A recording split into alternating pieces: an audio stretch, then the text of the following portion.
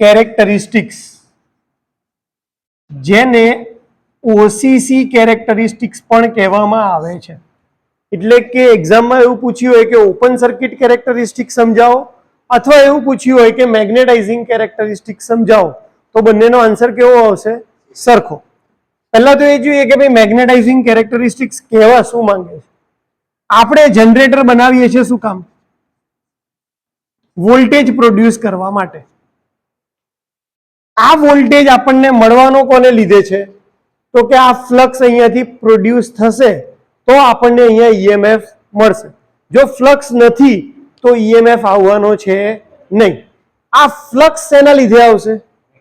જો અહીંયાથી કરંટ પસાર થયો હશે તો, એટલે કે આ મેગ્નેટ બન્યું હશે તો. કયો કરંટ પસાર કરીએ છીએ? ડીસી.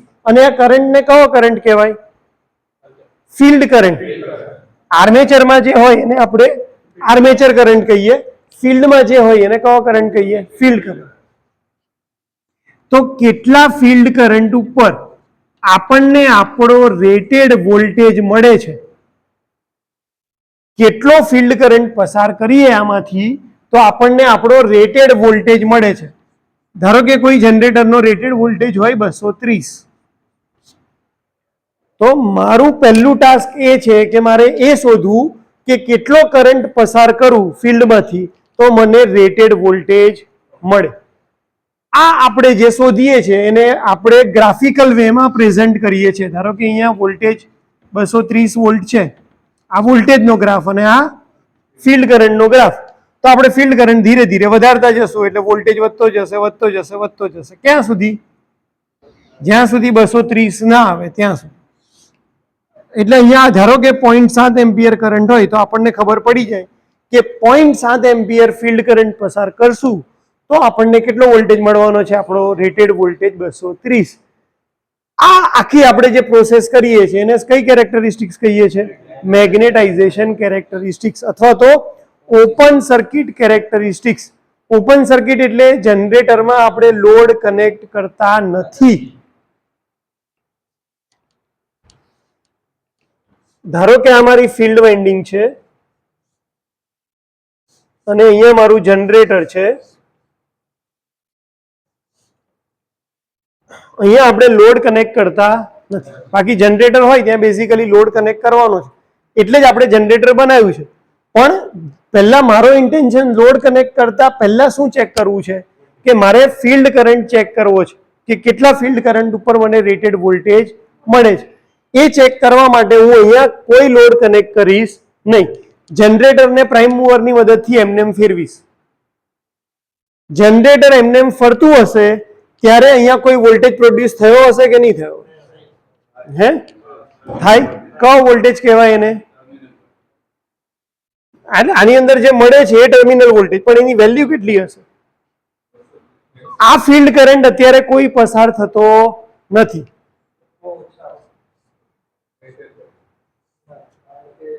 અત્યારે આ ફિલ્ડ કરંટની વેલ્યુ IF ની વેલ્યુ હું કેટલી રાખું છું? 0. એ તો બધાને ખ્યાલ આવે છે ને કે આ મેં કયું ડ્રો કર્યું છે? અહીંયા જે ફિલ્ડ વાઇન્ડિંગ છે એનું મેં સર્કિટ ડાયાગ્રામના ફોર્મમાં રિપ્રેઝન્ટ કર્યું છે કે ભાઈ એને સપ્લાય ક્યાંથી આપી દીધો છે? અલગથી આપ્યો છે, પણ અત્યારે એમાંથી કોઈ કરંટ જતો નથી. આવું ક્યારે થતું હોય? જ્યારે વોલ્ટેજની વેલ્યુ કેટલી હશે? 0. વોલ્ટેજની વેલ્યુ 0 છે તો કરંટની વેલ્યુ 0. જો ફિલ્ડ કરંટની વેલ્યુ 0 હોય તો ફ્લક્સની વેલ્યુ કેટલી આવશે? 0. કારણ કે કોઈ કરંટ જ નથી. કરંટ નથી તો ફ્લક્સ નથી. ફ્લક્સ નથી તો ઈએમએફ ની વેલ્યુ કેટલી હશે? 0. કારણ કે આપણે પહેલા જ જોયું કે ભાઈ ઈ શેના ઉપર ડિપેન્ડ કરે છે? phi ZNP ભાગ્યા 60. આમાંથી કોઈ પણ એક ક્વોન્ટિટી 0 હશે તો વોલ્ટેજ કેટલો પ્રોડ્યુસ થશે? 0. એટલે ફ્લક્સ 0 છે તો ઈએમએફ કેટલો આવશે? 0. અહીંયા તમને કોઈ વોલ્ટેજ જોવા મળશે. આઈડિયલી આવું હોવું જોઈએ, પણ આપણે મટીરિયલ કયું વાપરીએ છીએ? ઇલેક્ટ્રોમેગ્નેટ. ઇલેક્ટ્રોમેગ્નેટિક મટીરિયલની એ પ્રોપર્ટી છે કે પહેલી વાર જ્યારે એ ટેસ્ટ થઈ જાય એકવાર, ત્યાર પછી એ પોતાની અંદર થોડોક વોલ્ટેજ બચાવીને રાખી શકે છે, સ્ટોર કરી શકે છે. વધારે નહીં, થોડોક 10 વોલ્ટ 12 વોલ્ટ એટલું. એટલે જ્યારે જેવું તમે આર્મેચરને ફરાવશો અહીંયા, એટલે અહીંયા તમને આ વોલ્ટેજ જે મળશે બહાર એ કેટલો હશે? 10 થી 12 વોલ્ટ હશે, ભલે ફ્લક્સની વેલ્યુ 0 છે.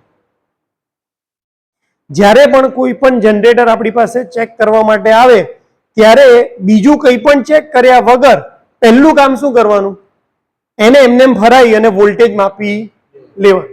જો અહીંયા વોલ્ટેજ આવે છે 10 વોલ્ટ કે 12 વોલ્ટ, એનો મતલબ કે આના ઇલેક્ટ્રોમેગ્નેટ જે છે એ પ્રોપર કામ કરી રહ્યા છે. જો વોલ્ટેજ ના આવતા હોય, વોલ્ટેજની વેલ્યુ ધારો કે તમે ફરાયું અને કેટલી આવે 0, એનો મતલબ કે એના પોલ ગયા છે, સીધા હાથ બદલવાના છે. કારણ કે પછી ગમે એટલો કરંટ તમે પસાર કરશો અહીંયાથી, ગમે એટલો ફ્લક્સ જનરેટ કરશો, એ મેગ્નેટ બનવાની કેપેસિટી ખોઈ ચૂક્યું છે. એટલે ગમે એટલું જૂનું જનરેટર પહેલી વાર ચાલુ કરવાનું હોય તમારે તો બીજું અંદર કંઈ ખોલ્યા વગર સીધું એને ફેરવવાનું અને ટર્મિનલ ઉપર વોલ્ટેજ માપવાનું. એ વોલ્ટેજ કેટલો આવવો જોઈએ? 8 વોલ્ટ, 10 વોલ્ટ, 12 વોલ્ટ, ઓછો વોલ્ટેજ આવવો જોઈએ. 0 વોલ્ટેજ આવે છે એનો મતલબ કે હવે એના મેગ્નેટિક પોલ બનવાની કેપેસિટી છે નહીં. એટલે આપણા ગ્રાફની શરૂઆત હંમેશા ક્યાંથી થાય છે? 0 કરતા ઉપર. ફિલ્ડ કરંટની વેલ્યુ કેટલી છે? 0. પણ આપણો પહેલો પોઈન્ટ ચાલુ ક્યાંથી થશે? 10 કે 12 વોલ્ટ થી ચાલુ થશે. આ વોલ્ટેજને કહેવાય રેસિડ્યુઅલ વોલ્ટેજ. રેસિડ્યુઅલ એટલે વધેલું. પૂર જતું રહે પછી થોડુંક પાણી વધે તો આપણે એને રેસિડ્યુઅલ વોટર કહીશું. એવી રીતે પહેલી વાર મટીરિયલ ચાર્જ થઈ અને ડિસ્ચાર્જ થઈ ગયો પછી બી એની અંદર આટલો વોલ્ટેજ બચેલો છે, એને કહેવાય રેસિડ્યુઅલ વોલ્ટેજ.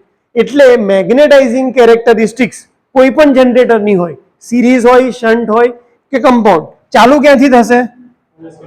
અહીંયાથી 10 કે 12 વોલ્ટ. હવે હું ધીરે ધીરે શું વધારીશ?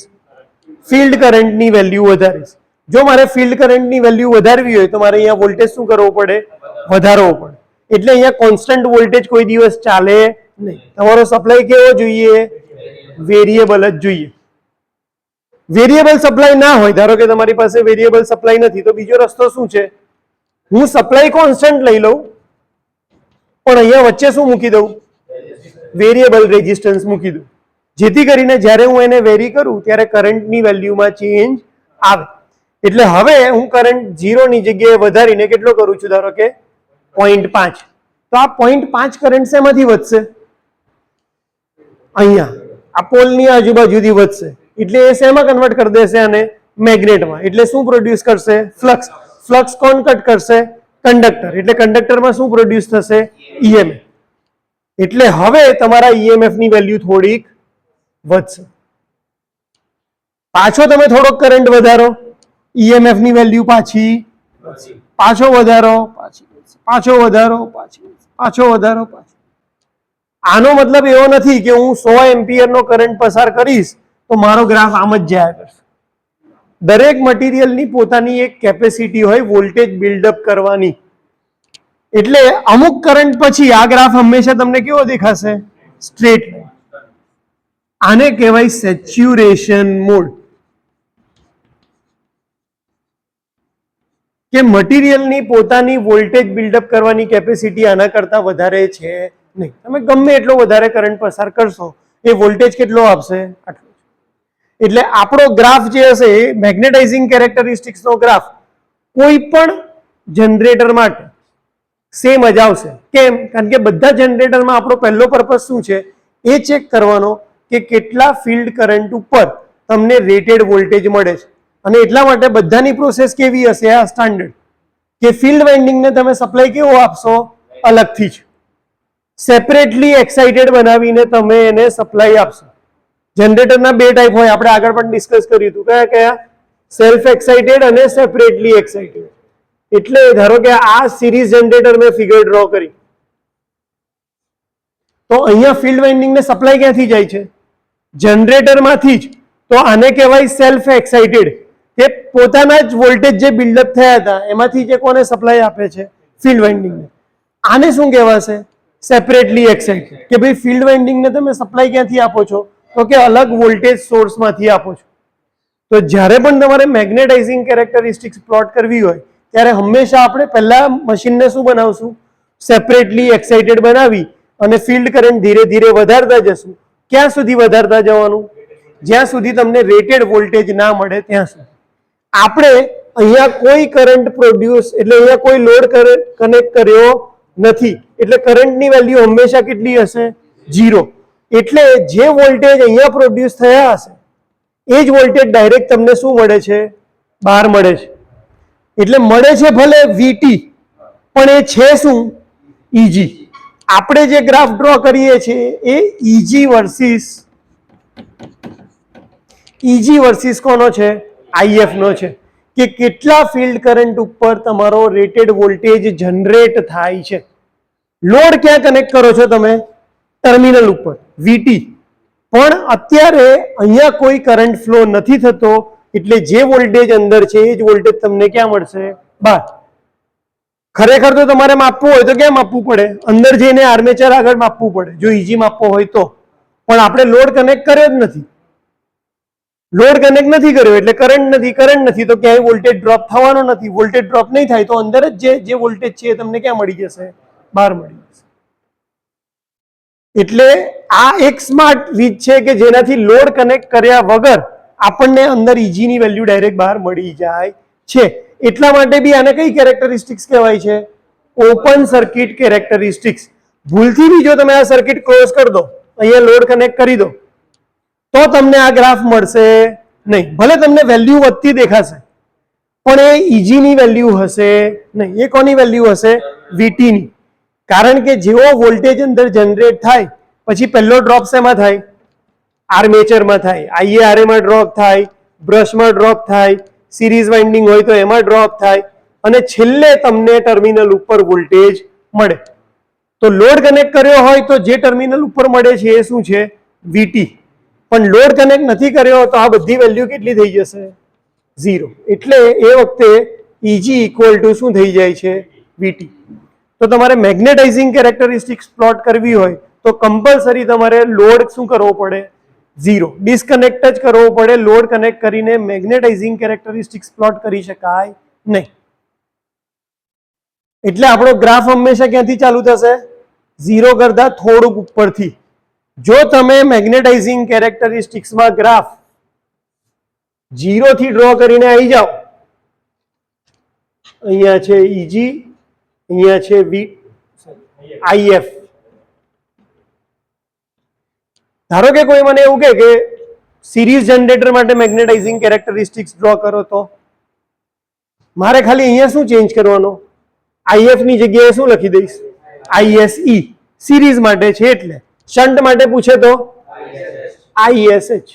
અને કોમન પૂછે કે જનરેટર માટે મેગ્નેટાઇઝિંગ કેરેક્ટરિસ્ટિક્સ પ્લોટ કરો તો હું શું લખીશ? IF.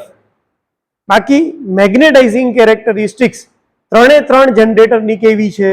સિમિલર જ છે. આપણે વાત કરતા હતા અહીંયા કે તમને આવું યાદ રહી ગયું છે એટલે આવું ડ્રો કરીને આવી જાઓ અને પછી એવું વિચારો કે સાચું છે, તો આના માર્ક્સ કેટલા મળે? 0. કેમ? તમે ફંડામેન્ટલી જ રોંગ છો. અહીંયાથી તમારો ગ્રાફ 0 થી સ્ટાર્ટ થાય છે, ધેટ મીન્સ કે તમારા પોલ કેપેબલ નથી મેગ્નેટ બનવા માટે. તો પછી આગળનો ગ્રાફ કઈ રીતે આવ્યો? વોલ્ટેજ જનરેટ જ નથી થવાના. એટલે એટલા માટે હંમેશા ક્યાંથી ચાલુ થવા જોઈએ? અહીંયા 10-12 વોલ્ટ થી, એટલે કે રેસિડ્યુઅલ વોલ્ટેજ થી ગ્રાફ ચાલુ થવો જોઈએ. લોકલ પબ્લિકેશન ની બુક રિફર કરશો તો એમાં કદાચ અહીંયા 0 થી ચાલુ કર્યું હશે. હા, એ ખોટો છે. મેં એટલા માટે જ આ પોઈન્ટ લીધો છે કે તમે જે બુક વાપરી રહ્યા છો એની અંદર એ ગ્રાફ 0 થી ચાલુ કરે છે. તો એ ચાલે નહીં. તમારે મેગ્નેટાઇઝિંગ કેરેક્ટરિસ્ટિક્સ માટે આ રીતે જ ડ્રો કરવું પડે. તો મેગ્નેટાઇઝિંગ કેરેક્ટરિસ્ટિક્સ પૂછાય તો આપણે કેટલું લખશું? આ ફિગર ડ્રો કરશું અને આ ગ્રાફ ડ્રો કરશું. સાથે સાથે સમજાવશું કે ભાઈ જેમ જેમ તમારું શું કહેવાય, જ્યારે મશીન પહેલા સ્ટાર્ટ થાય ત્યારે ફિલ્ડ કરંટની વેલ્યુ કેટલી રાખવાની છે? 0.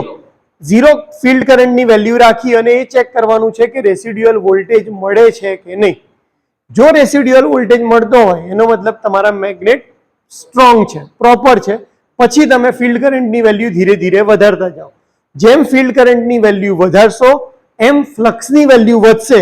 ફ્લક્સની વેલ્યુ વધવાથી EMF જે જનરેટ થાય છે એની વેલ્યુ પણ વધારો થશે.